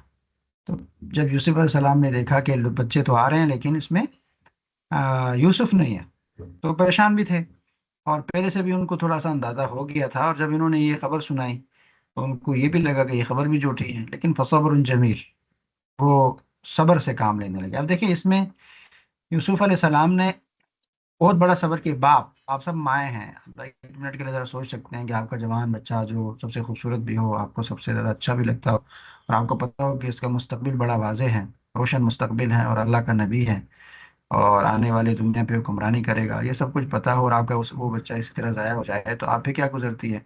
उस वक्त का सब्र क्या सब्र है, ये सिर्फ आप पेरेंट्स ही जानते हैं। फिर हुआ क्या कि उन्होंने ये तो फेंक के आ गए। फिर उसी रास्ते से किसी काफिले का गुजर हुआ, और वहां से काफिले जो है वो पानी निकाल रहा था, और वही पानी में यूसुफ अलैहिस्सलाम निकल आया। फिर क्या हुआ? उसी काफिले को भी यानी यूसुफ अलैहिस्सलाम निकल आया, तो इन भाइयों ने क्या किया, वहां भी उनको भेज दिया, एक तरह से सिक्के लिए, और उनको कहा कि ये ले जाओ अपने साथ। तो जब वो लेके गए तो उन्होंने फिर वहां पे मिस्र में जाके उसको भेजना शुरू किया, तो वहां गुलाम भेजा करते थे। तो बहुत ही कम सिक्कों में यूसुफ अलैहिस्सलाम को अजीज़ मिस्र ने खरीद लिया। और अजीज़ मिस्र, वहाँ के जो मिस्र के बादशाह थे, उसने अपनी बीवी को कहा कि ना, ये बच्चा हमारे किसी काम आ जाएगा, हमें नफ़ा दे देगा, ये आप ले लो और ये अपने साथ घर में रखो। हाँ, तो बड़े बहुत खूबसूरत यूसुफ अलैहिस्सलाम। तो हुआ यूं कि वो जब, ये मैं इख्तिसार के साथ आपके सामने रख रहा हूँ, आपके जहन में ऑलरेडी है, और हमारा मकसद भी नहीं है कि हम इसको एक एक समझे, हम इससे ना इबरत हासिल करने की कोशिश करेंगे। तो मैं एक तरह एक आपके सामने एक मुख्तसरन ये वाक़या रख देता हूँ, फिर इसमें से जो हमारे लिए इसबाक़ हैं वो देखते हैं। तो मिस्र में जब मिस्र के बादशाह ने यूसुफ अलैहिस्सलाम को ख़रीदा, अजीज़ी मिस्र की बीवी जब यूसुफ अलैहिस्सलाम को अपने घर ले आई, तो उस घर के अंदर काफ़ी वक्त गुजर जाता है, और यूसुफ अलैहिस्सलाम की वो आदात और ये चीज़ें इन सबको पसंद आती हैं, और यूसुफ अलैहिस्सलाम बड़े हो जाते हैं। तो अजीज़ी मिस्र जो है वो क्या करती हैं, यूसुफ अलैहिस्सलाम की तरफ बहुत माइल हो जाती है। यूसुफ अलैहिस्सलाम चूंकि बहुत खूबसूरत थे, अल्लाह रब्बुल आलमीन ने हुस्न दिया था, लेकिन दूसरी तरफ अल्लाह के नबी भी थे, तो अल्लाह उसकी इज्जत की हिफाजत भी करते थे। तो अजीज मिस्र जो है वो इस बंदे को, यूसुफ अलैहिस्सलाम को अपनी तरफ माइल करना चाह रही थी, और उसके लिए मुख्तलिफ हरबे उन्होंने इस्तेमाल किए, और काफ़ी स्ट्रगल भी की, और काफ़ी जद्दोजहद भी की। फिर एक वाक़या कुरान करीम ने यहाँ जिक्र किया कि एक दिन ऐसा किया कि इन्होंने तो सारे दरवाजे बंद कर दिए, दरवाजे बंद करके बिल्कुल दावत ही दे दी गुनाह की। और उस वक्त अल्लाह रब्बुल आलमीन के रसूल जो है अपने रब से दुआ मांगते थे, अल्लाह मुझे मेरी हिफाजत फरमा, अल्लाह मेरी हिफाजत फरमा। और उस वक्त फिर अल्लाह ने कहा कि यूसुफ अलैहिस्सलाम वहाँ से भागने लगे, और भागते हुए सारे दरवाजे खुद खुलते गए, सारे दरवाजे जो लॉक थे वो खुद खुलते गए, और ये तकरीबन 7 से 12 दरवाजे थे, और हर दरवाज़ा खुद खुलता गया, और यूसुफ अलैहिस्सलाम भागते रहे, और आखिर में दरवाज़ा पे जब पहुंचे, और आखिरी दरवाज़ा जैसे खोला, और उसी वक्त जो है वो जैसे दरवाज़ा खोला तो अजीज मिस्र वहाँ खड़े थे। उसने जब देखा कि ये क्या हो रहा है, पीछे से बीवी है और आगे यूसुफ है, तो जैसे वो पहुंचा तो वह खातून ने मक्र फरेब शुरू किया कि ये जो यूसुफ है ना, इसने मेरी तरफ जो है वो गलत नजरों से देखा है। तो खातन के अंदर तो ये चीज़ फिर होती है, खातून ने वहाँ मक्र फरेब शुरू किया। और वैसे भी अमूमी तौर पर ऐसे मामलात में खातून जब ऐसी बात करे तो लोगों को खातून की बातों पर यकीन होता है? मर्द के बात पर तो लोगों को यकीन नहीं होता। तो अल्लाह रब्बुल आलमीन ने क्या कहा, देखिए जैसे कि मिस्र ने भी देखा ना, वहाँ मिस्र के लोग भी जरा जानते थे कि जो औरतें मकार होती। तो उसने भी देखा, और फिर जिस बच्चे ने फैसला किया, कुरान करीम में तफसील के अंदर मौजूद है कि ये जो कपड़ा अगर पीछे से फटा है तो इसका मतलब ये है कि जुलेखा कसूरवार है, अगर आगे से फटा है तो कौन कसूरवार है? फिर यूसुफ कसूरवार है। तो क्या था, वो कपड़ा जो है पीछे से, कमीज पीछे से ही फटी थी। तो उससे यूसुफ अजीज मिस्र ने ये कहा कि गुनाह तो आपका है, और अब आप यूसुफ को जो है वो कर रही है। यानी कमीज के पीछे से हट जाने, ये दलील थी इस बात की कि यूसुफ अलैहिस्सलाम गुनाहगार नहीं है, और यूसुफ अलैहिस्सलाम से ये गुनाह सरजद नहीं हुआ, और ये अल्लाह के बरगज़ीदा नबी हैं। उसके बाद तो फिर जुलेखा को क्या हुआ जी, एक जिद चढ़ गई, और वो जिद ये थी कि अब तो या आप जेल में रहेंगे या आप मेरी बात मानेंगे, बात खत्म। उसने कहा मैं जेल को फौकियत देती, जेल में जाऊंगा, जेल में बसर जिंदगी बसर करूंगा, अल्लाह की नाफरमानी नहीं करूंगा। यूसुफ अलैहिस्सलाम जेल में चले गए, जेल में उसको कुछ दोस्त मिल गए, असहाब सिज्न, वहां भी वो अल्लाह की दीन की दावत देते रहे। हर माहौल में इंसान को एडजस्ट करना चाहिए। अब उसको जाके जेल में वहां इस फिक्र में नहीं रहना था कि अब मेरे साथ क्या हो गया, और उस अपने सोचों में अपने आप को डिप्रेशन का शिकार कर देते। नहीं, वहां पहुंचे, वहां लोग में 2 लोग थे, उन दोनों को दावत दी, तौहीद का काम करते रहे। جو اللہ کے برگزیدہ لوگ ہوتے ہیں نا تو وہ پھر ایسے ہی کام کرتے ہیں، اور جو ہم بہت معمولی مسلمان ہوتے ہیں نا، تھوڑی سی آزمائش آ گئی تو پھر جی بس دین کا کام بھی چھوڑ دیا، یہ بھی چھوڑ دیا، نہیں سے یہ بھی نہیں کر سکتی، وہ بھی نہیں کر سکتی، کلاسز بھی نہیں لے سکتی، تھوڑی سی آزمائش ہوتی ہے تو پھر سب کچھ چھوڑ چھاڑ کے ایک ساتھ ہو جاتے ہیں۔ نہیں، یوسف علیہ السلام کو دیکھیں نا، اس کی عزت پر جو ہے وہ سوال اٹھایا گیا، ٹھیک ہے، اور وہ بھی عزیزی مصر کے بیوی کی طرف سے، اور پورے مصر میں یہ بات پھیل گئی ہے، لیکن وہ جیل پہنچے، بڑے غرور سے پہنچے، بڑے فخر سے پہنچے کہ جی میں جیل جانے کو پسند کرتا ہوں، جیل میں چلے گئے اور جیل میں پھر وہاں ان لوگوں کو دین کا دعوت کا کام کر رہے ہیں اور دعوت دے رہے ہیں۔ وہیں سے پھر جیل میں کئی وقت گزرا اور پھر بادشاہ نے خواب دیکھا اور اس خواب کی تعبیر جو ہے وہ اس نے پیش کی، اور وہیں سے نکل کے پھر اس مصر کا بادشاہ بن گیا۔ خلاصتاً یہ ہے کہ اللہ رب العالمین نے اس کو پھر طاقت اور اقتدار بھی دیا۔ تو یہ جو صورت ہے، سورت یوسف، یہ ایک مومن کے لیے امید ہے، صبر ہے اور کامیابی کا پیغام ہے۔ اس صورت کے اندر یہ دکھایا گیا ہے کہ ایک شخص کس طرح بچپن سے لے کر اقتدار تک مختلف آزمائشوں سے گزرتا ہے، کنویں میں ڈالا جاتا ہے، غلام بنایا جاتا ہے، جھوٹا الزام لگتا ہے، جیل میں ڈالا جاتا ہے، لیکن آخرکار اللہ رب العالمین اسے عزت اور سربلندی عطا کرتا ہے۔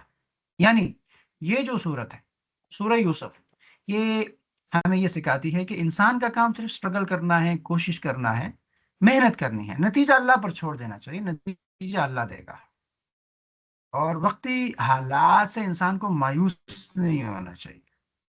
کبھی کبھی زندگی میں مشکلات آتی ہے نا، تو ہم مایوس ہو جاتے ہیں کہ میں تو گیا، میں تو گئی، میرا کاروبار گیا، اب تو سیٹل نہیں ہو سکتے، اب یہ جو اتار چڑھاو ہے نا یہ بڑا مسئلہ ہے، اور ہم پھر آہ و بکا اور چیخ و پکار کرتے ہیں۔ تو یہ صورت ہمیں یہ بتاتی ہے کہ وقتی حالات سے کبھی مایوس نہیں ہونا۔ یوسف علیہ السلام کنویں میں چلے گئے، اندھیرے میں تھے، بچہ ہے، وہاں بھی جبریل امین آ رہا ہے، اس سے گفتگو ہو رہی ہے، لیکن یہ ہے کہ وہ وقتی طور پر مایوس نہیں ہوئے۔ دوسری طرف یعقوب علیہ السلام محنت اپنے بیٹے کے لیے اسٹرگل کر رہے ہیں، جد و جہد کر رہے ہیں، مایوس نہیں ہو رہے، اور وہ اپنے بیٹے کے لیے اپنی آنکھوں کو کھو دیتے ہیں لیکن مایوس نہیں ہو رہے۔ تو اللہ رب العالمین نے ان کو پھر وہ وقت دکھایا۔ یوسف علیہ السلام کو دیکھے کہ بچپن میں اس کے اوپر یہ ظلم تو ہو رہا ہے، لیکن آخر میں اس کو کیا مل رہا ہے، اور یہ ساری وہ چیزیں تھیں جس سے اللہ نے ان کو گزارنا تھا، اور گزار کے ایک بہت بڑے کاز کے لیے تیار کرنا تھا۔ تو میں عمومی طور پر کہتا ہوں نا کہ جب بھی انسان کے اوپر کبھی بھی کوئی آزمائش آ جائے، کوئی امتحان آ جائے، تو وہ آزمائش اور امتحان اللہ رب العالمین اس لیے لاتا ہے کہ اس انسان سے اللہ کوئی بڑا کام لیتا ہے تو اس بڑے کاز کے لیے اس کو تیار کر رہا ہوتا ہے، کیونکہ اللہ ظالم نہیں ہے، یہ بات پوائنٹ سمجھ لیجیے گا، اللہ ظالم نہیں ہے تو کسی پر ظلم نہیں کرتا۔ تو اگر آپ کے اوپر کوئی آزمائش آئی ہے تو اس کا مطلب ہے کہ ظلم نہیں ہے، کیونکہ اللہ ظالم نہیں ہے۔ تو پھر آزمائش کیوں آئی؟ اس لیے آئی کہ اللہ آپ کو پروموٹ کرنا چاہ رہا ہے۔ دیکھیں، انسان جب گرے گا نہیں تو اٹھے گا کیسے؟ اٹھنے کے لیے گرنا پڑتا ہے، تو پہلے آپ گریں گے پھر اٹھیں گے نا۔ اسی لیے اللہ رب العالمین پالش کرنے کے لیے انسان کے اوپر آزمائشیں لاتا ہے۔ تو اس وقتی حالات میں جس آزمائش سے آپ گزر رہے ہوتے ہیں اس وقت مایوس نہیں ہونا چاہیے، اور اللہ کی تدبیر ان سب پر غالب ہوتی ہے۔ تو اس لیے موجودہ دور کے فتنوں اور آزمائشوں میں بھی سورۃ یوسف جو ہے وہ اہل ایمان کے لیے ہمت اور یقین کا بہت بڑا ذریعہ ہے کہ اس سے ہم ہمت لیں اور اپنے اندر مزید یقین کو پیدا کریں۔ اسی طرح عام طور پر جو عوام ہیں، جو لوگ ہیں، وہ ایسے قصوں میں نا بڑی دلچسپی لیتے ہیں جس میں محبت اور جذبات کے پہلو زیادہ ہوں، لیکن اکثر قصے اخلاق کو بگاڑنے والے ہوتے ہیں۔ جیسے محبت والے قصے ہوتے ہیں وہ اکثر جو ہیں وہ اخلاق کو بگاڑتے ہیں۔ سورہ یوسف کی خاص بات یہ ہے کہ اس میں حسن اور جذبات کا پہلو بھی ہے، محبت کی بات بھی ہے، مگر ساتھ ہی اعلیٰ کردار اور پاکیزگی اور تقوی کی شاندار مثال بھی ہے، جو کہ آپ کو باقی قصوں میں نہیں ملتی۔ تو جب عزیزی مصر کی بیوی نے حضرت یوسف کو بہکانے کی کوشش کی نا، تو انہوں نے فرمایا قال رب السجن احب الی مما یدعوننی الیہ، یعنی اے میرے رب، مجھے جیل زیادہ پسند ہے اس کام سے جس کی طرف مجھے عزیز مصر کی بیوی بلا رہی ہے، اس سے زیادہ مجھے عزیز کیا ہے؟ جیل جانا پسند ہے۔ تو یہ آیت ہمیں سکھاتی ہے کہ سچا مومن گناہ کے بجائے تکلیف کو قبول کر لیتا ہے، اور وہ تکلیف وقتی ہوتا ہے، یعنی وقتی تکلیف ہے نا، گزر جائے گا، بات ختم ہو جائے گی، مگر وقتی تکلیف تو انسان مومن برداشت کرتا ہے، مگر اللہ کی نافرمانی برداشت نہیں کرتا۔ تو اس سے کیا پیغام آپ کو مل رہا ہے؟ اس سے یہی تو مل رہا ہے نا کہ اللہ رب العالمین دیکھ رہا ہے، اور مومن وہ ہوتا ہے جس کی خلوت اور جلوت سیم، ورنہ یوسف علیہ السلام اور عزیز مصر کی جو بیوی ہے، عزیز مصر کی بیوی، وہ اکیلے تھے، کسی تھرڈ پارٹی کو کیا پتا چلنا تھا؟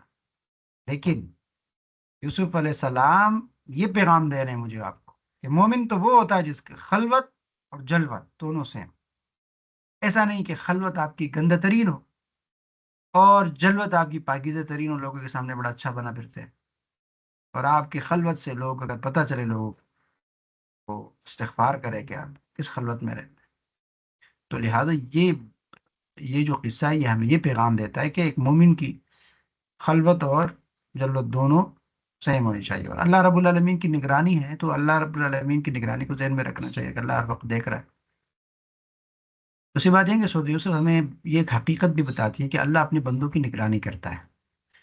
جب بھائیوں نے یوسف کو کنویں میں ڈالا تو اللہ نے انہیں وحی کی، لَتُنَبِّئَنَّهُمْ بِأَمْرِهِمْ هَذَا، ایک وقت آئے گا جب تک تم انہیں ان کے کام کی خبر دو گے، یعنی اللہ آغاز ہی میں انجام کی خوشخبری دے رہا ہے، ان کو کہہ رہا ہے کہ ایک وقت آئے گا کہ آپ جو ہے وہ ان پر بھی حکمران ہو جائیں گے۔ اسی طرح یعقوب علیہ السلام نے صبر کا جو نمونہ پیش کیا، فصبر جمیل واللہ المستعان علی ما تصفون، صبر ہی بہتر ہے اور اللہ ہی سے مدد مانگی جا سکتی ہے۔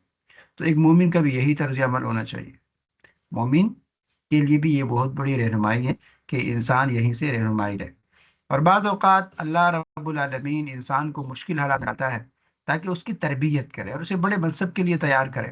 اللہ تعالیٰ فرماتا ہے وَكَذَلِكَ مَكَّنَّا لِيُوسُفَ فِي الْأَرْضِ، اور اسی طرح ہم نے یوسف کو زمین میں اقتدار دیا، یعنی کنعان کے سادہ ماحول سے نکال کر مصر کی منظم تہذیب میں لانا۔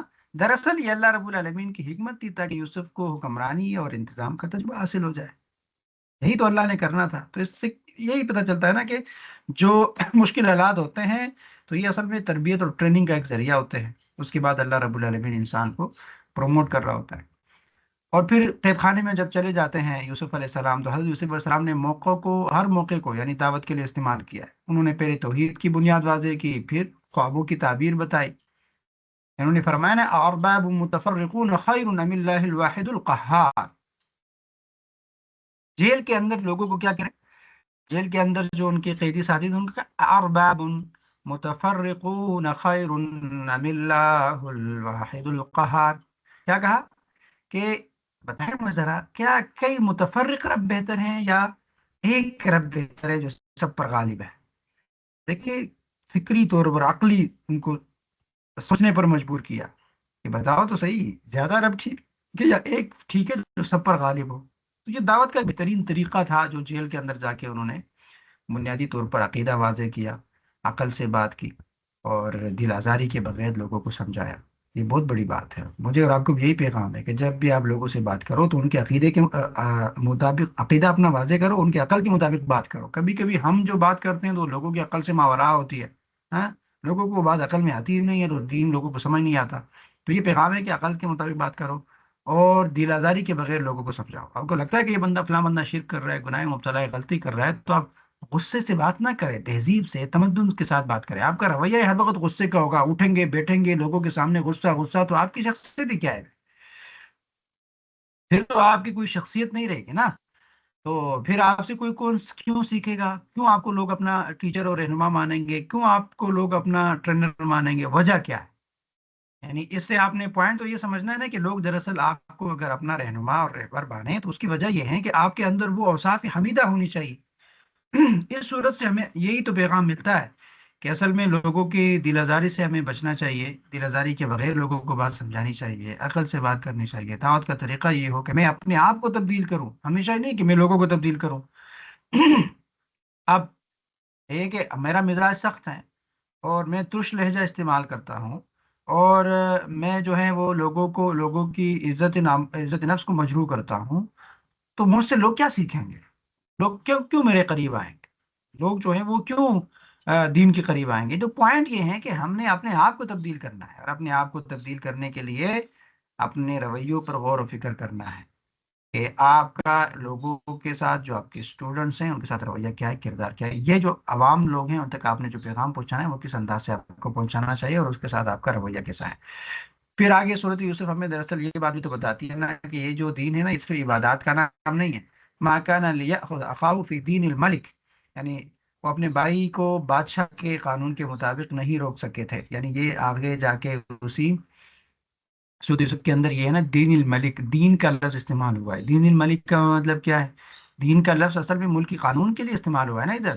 اس سے معلوم ہوا کہ دین صرف نماز روزہ عبادات کا نام نہیں ہے، بلکہ قانون، سیاست، معیشت، معاشرت بھی دین کا حصہ ہے، اور دین مکمل ایک نظام زندگی ہے. تو دین کا لفظ اصل میں ایک جامع مفہوم رکھتا ہے. ہم صرف دین نماز اور زکوٰۃ کے لیے خاص کرتے ہیں، ایسا نہیں ہے. دین کے اندر نماز روزہ زکوٰۃ بھی ہے، معیشت بھی ہے، معاشرت بھی ہے، ریاست بھی ہے، سیاست بھی ہے. یہ پورا ایک سانچہ ہے اور پورا ایک کوڈ آف لائف ہے اور پورا ایک پیکج ہے، جو کہ دین کا لفظ جہاں بھی استعمال ہوگا تو اس سے مراد وہی پورا پیکج ہی ہوگا.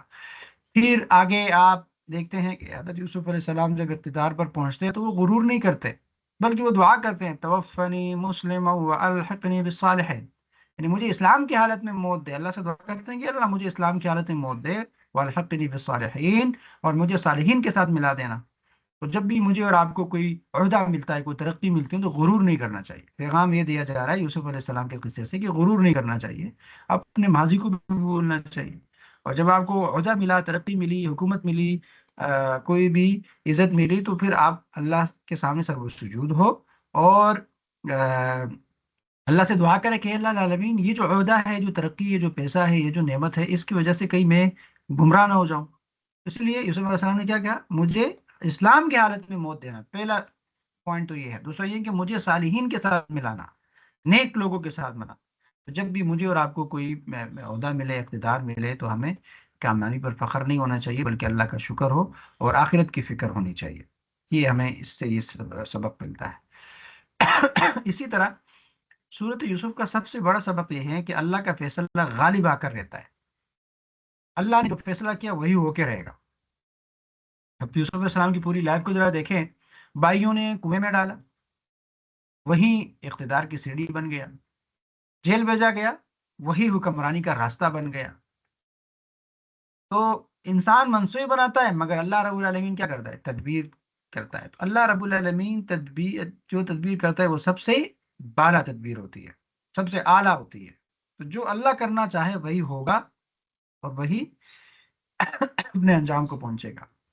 تو سورۃ یوسف دراصل ہمیں سکھاتی ہیں کہ انسان کو صبر کرنا چاہیے، سچ پر قائم رہنا چاہیے، گناہ سے بچنے کے لیے انسان کو قربانی دینی چاہیے.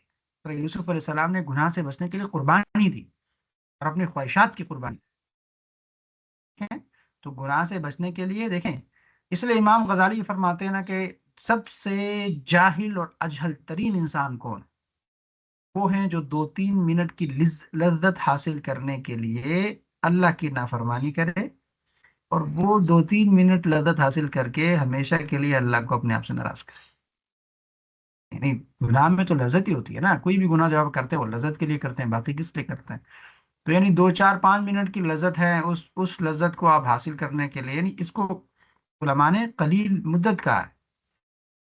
یعنی چوری بھی تو 2-4 منٹ میں ہو سکتی ہے، اور باقی یعنی بہت کم وقت میں انسان گناہ کرتا ہے، اور اس کم وقت کی وجہ سے ایک لانگ ٹرم جو ہے وہ اس کا عذاب پاتا ہے. تو اس پہ انسان جب غور کرے کہ ہو کیا رہا ہے، میں یہ چھوٹی سی چیز ہے اور یہ تھوڑا سا ٹائم ہے، اور یہ جو لذت ہے، خوشی ہے، جس کو میں سکون کہہ رہی ہوں یا کہہ رہا ہوں، تو وہ تو بہت کم وقت کے لیے ہے، اور اس کے بدلے میں جو مجھے ملنے والا ہے وہ لانگ ٹرم. تو نفع ہی نہیں ہوا، تو بہت بڑا نقصان ہو رہا ہے. تو اسی لیے امام غزالی کہتے ہیں کہ یہ بڑے بیوقوف لوگ ہوتے ہیں جو کچھ منٹوں کے لیے اور کچھ لمحوں کے سکون یا خواہشی نفس کو یا لذت کو حاصل کرنے کے لیے اپنے لانگ ٹرم زندگی کو تباہ کر دیتے ہیں. تو اسی لیے یہ ہمیں یہی سبق دیتا ہے سورۃ یوسف کہ ہم گناہوں سے بچنے کے لیے قربانی دیں.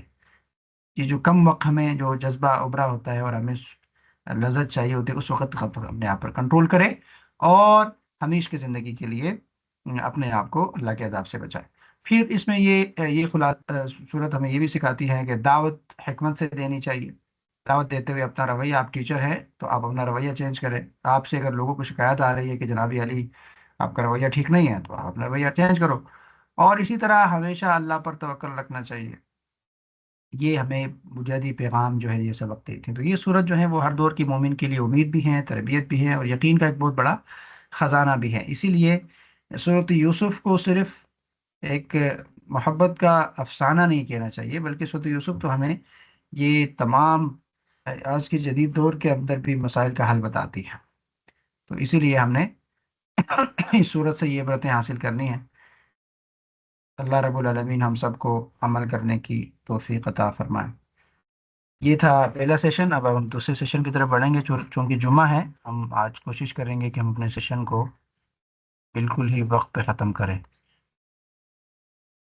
آپ لوگ بھی جمعے کی تیاری کریں گے، اور میں نے بھی چونکہ جمعہ پڑھانا ہوتا ہے اس لیے.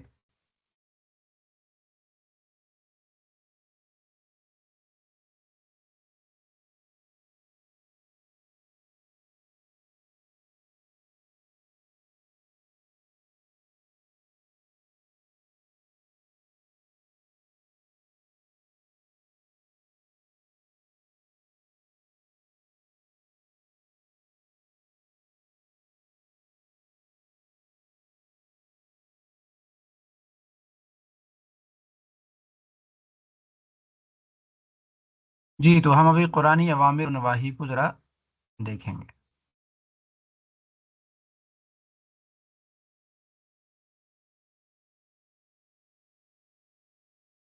پارہ نمبر 12 کے قرآنی عوامر و نواہی.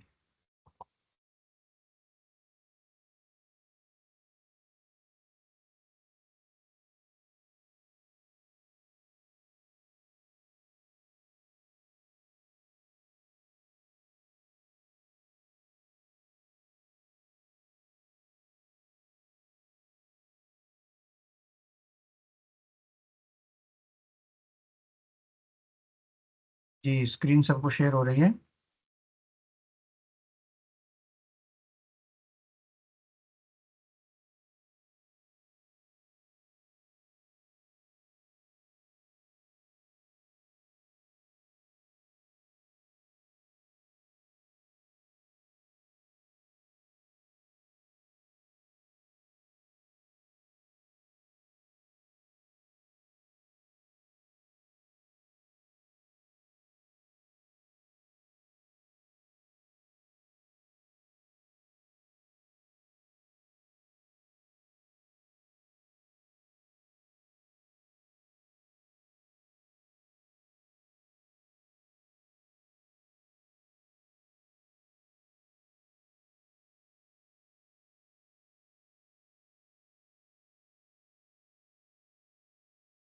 جی، پارہ نمبر 12 احکامات و ممنوعات. اسکرین شور ہو رہی ہے سب کو؟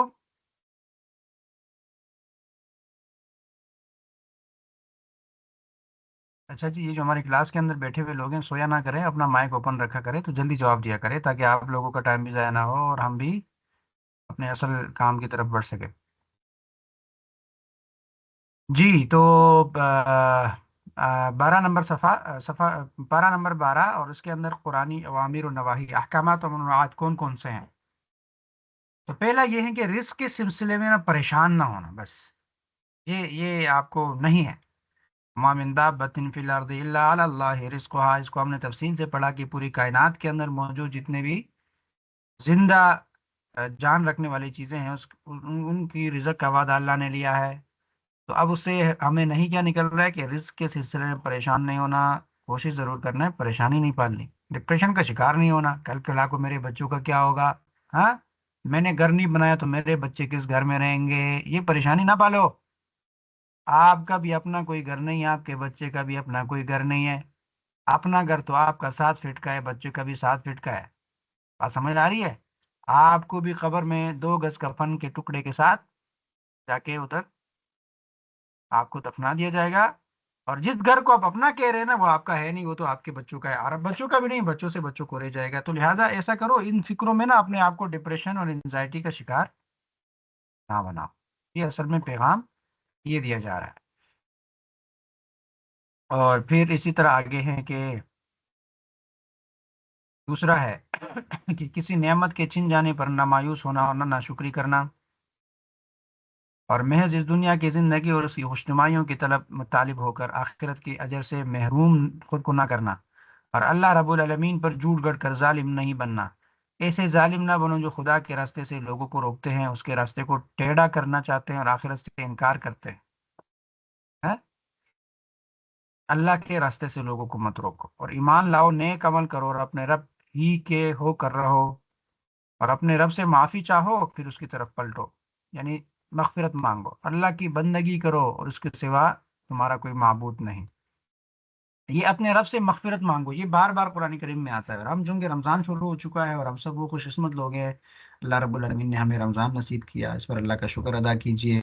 اور آج دوسرا روزہ ہے، تو اس روزے میں اپنے آپ کو بخشوانا ہے۔ کیسے اللہ بخشے گا؟ جب اس کے سامنے ہاتھ اٹھیں گے، گڑ گڑائیں گے، آنسو گریں گے، تو اللہ معافی فرما دے گا۔ تو لہٰذا یہ تو آج لے کے چلنا ہے کہ ہم نے اللہ سے یہ تو سب لکھ لے کہ اپنے رب سے معافی چاہو، یہ حکم ہے آپ کی طرف، تو میں رب سے معافی چاہوں گی اور اللہ کی طرف پلٹوں گی، اور یہ رمضان ہوگا، اس رمضان میں اللہ کی طرف پلٹوں گی اور پلٹوں گا، اور میں اللہ کے ساتھ ایک نیا کنیکشن اور تعلق ڈیولپ کروں گا اور ڈیولپ کروں گی۔ آج کا یہ پوائنٹ تو سب نیچے لکھ لینا، جس کے پاس کتابیں موجود ہے نیچے یہ تو لکھ لیں، یہ میری طرف سے لکھ لیں کہ یہ آپ کا ٹاسک ہوگا، اور یہ آپ کا ٹاسک ہونا چاہیے کہ اس رمضان میں آپ نے اپنے رب سے معافی مانگنی ہے کہ جو ہوا سو ہوا، گناہ گار ہوں، خطا کار ہوں، سیاہ کار ہوں، بہت کچھ کیا الہ العالمین، بس مزید نہیں کرنا، مزید میں سدھر گئی ہوں، مزید میں آپ کی طرف پلٹ رہی ہوں، مزید جو ہے مجھے اپنے آپ کو قریب کرے، اور مجھے مزید الہ العالمین مجھ سے محبت کر، اور الہ العالمین مجھے نیکی پر قائم رکھ۔ اسی طرح آگے ہے کہ اللہ سے ڈرو، اس کی نافرمانی سے بچو تاکہ تم پر رحم کیا جائے، اور ٹھیک انصاف کے ساتھ پورا ناپو اور تولو، اور لوگوں کو ان کی چیزوں میں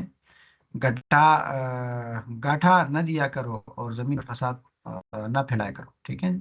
اللہ پر بھروسہ کرو، اور ہر معاملے میں اللہ کی طرف رجوع کرو، نماز قائم کرو دن کے دونوں سروں پر اور کچھ رات کے گزرنے پر، یعنی صبح کی نماز، عصر کی نماز، ساری نمازیں قائم کرو، اور ان ظالموں کی طرح نہ ہونا جو انہی مزوں کے پیچھے پڑے رہے جن کے سامان انہیں فروانی کے ساتھ دیے گئے تھے اور وہ مجرم بن گئے، یعنی دنیا میں عیش عشرت اور لذت کے لیے گناہ کرتے رہو، ختم ہو جائے گی دنیا کی عیش عشرت،